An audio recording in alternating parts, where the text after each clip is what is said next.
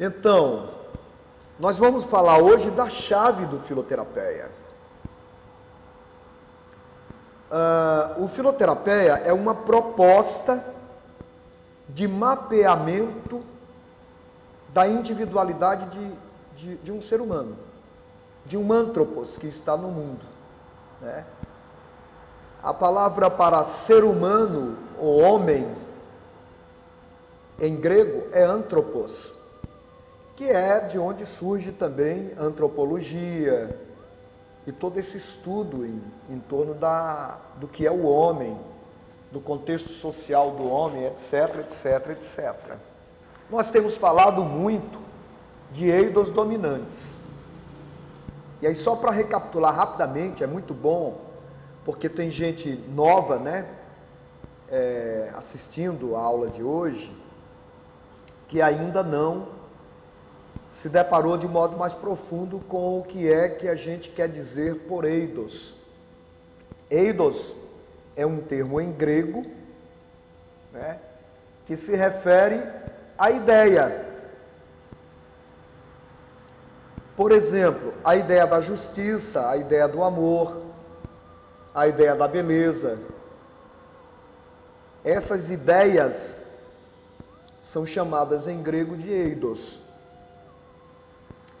E nós dizemos constantemente em Filoterapeia que cada um de nós, quando vem para essa existência, encontra já o mundo pronto e cheio de ideias, né? O mundo está povoado de ideias quando a gente chega aqui. Aí tem pessoas que carregam consigo mais dominantemente a ideia do amor, tem outras que carregam consigo mais dominantemente a ideia da justiça, a ideia da beleza, etc, etc. E a gente até pode dizer que há uma sinergia. O que é uma sinergia? Se escreve sunergia, né? Se escreve sunergia, mas se pronuncia sinergia. E o que é uma sinergia? É uma combinação de eidos num único indivíduo. Ele pode ser, por exemplo, pode ter como ideias dominantes na vida dele o amor combinado com a justiça e combinado com a beleza. No caso de Dom Juan de Marco, ele tinha combinado honra, beleza, amor. Ele tinha tudo isso combinado, Dom Juan. O que é que eu estou querendo dizer? Dom Juan é um personagem exemplar para nós detectarmos dominâncias, né? Por isso que eu cito tanto o exemplo desse filme, porque é muito claro, é muito óbvio, é muito aparente o que domina a individualidade do Dom Juan de Marco, daquele personagem. E eu até diria também que nessa sinergia de Dom Juan, a gente pode acrescentar a ideia de morte. A ideia de morte era uma ideia dominante em Dom Juan também. Pois bem, cada um de nós tem em sua cabeça, eu vou chamar de cabeça quando eu me referir à alma, né? Tem em sua alma eidos que são dominantes, absolutamente dominantes. Em síntese, o Filoterapeia trata disso, mais uma outra coisa, que é o método pelo qual você pode chegar num diálogo com aquele que a gente chama de coparticipante, chegar a fazer um cálculo de dominâncias. O primeiro passo é escutar a linguagem do outro de forma inativa, né? No encontro filoterapêutico, a primeira coisa é escutar o outro, que vai trazer um assunto. No geral, a única pergunta que o o filoterapeuta faz a um coparticipante, quando eles se encontram, é, por exemplo,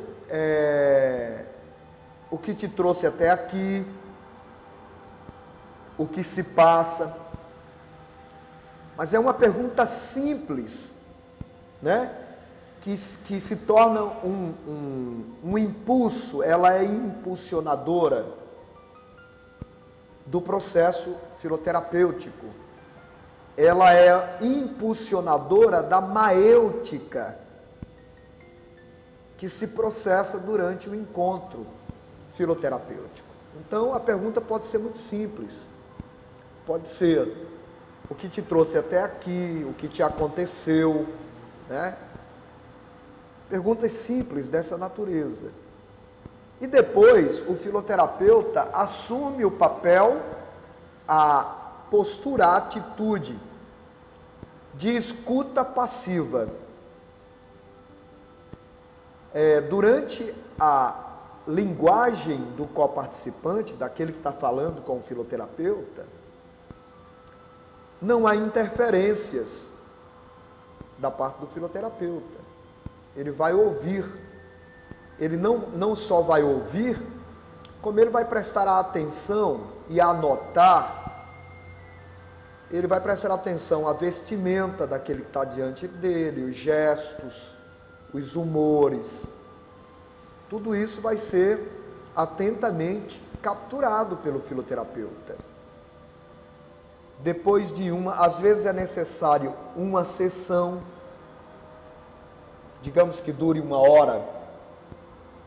Se o material não for suficiente para fazer o cálculo, a gente vai ter uma boa medida, mas a gente também vai precisar, às vezes, fazer 2, 3, 4 sessões. Isso vai variar de coparticipante para coparticipante.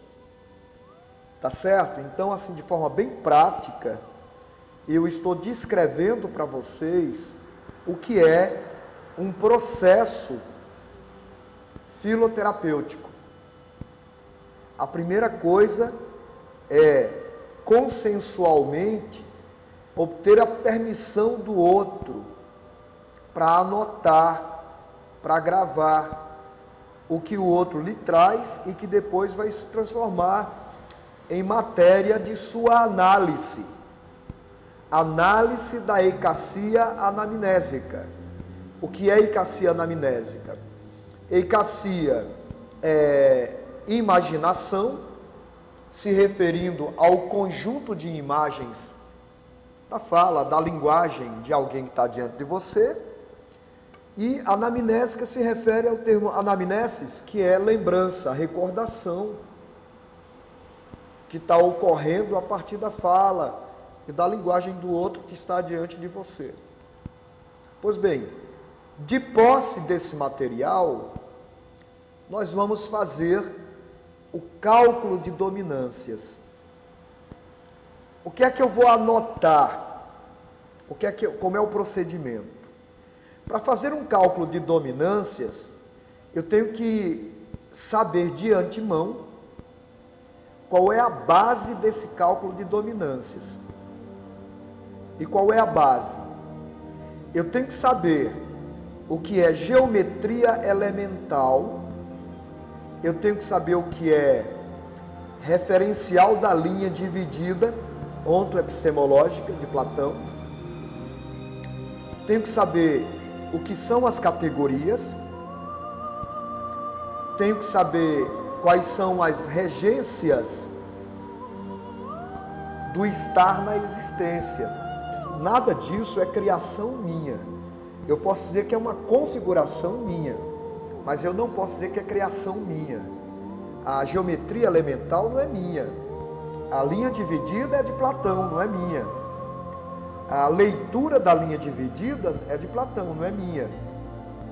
A leitura das categorias que são utilizadas, por exemplo, por Aristóteles, é de Aristóteles, não é minha. Os princípios da existencialidade, tal, por exemplo, como Hermes vê, não é meu, é dele.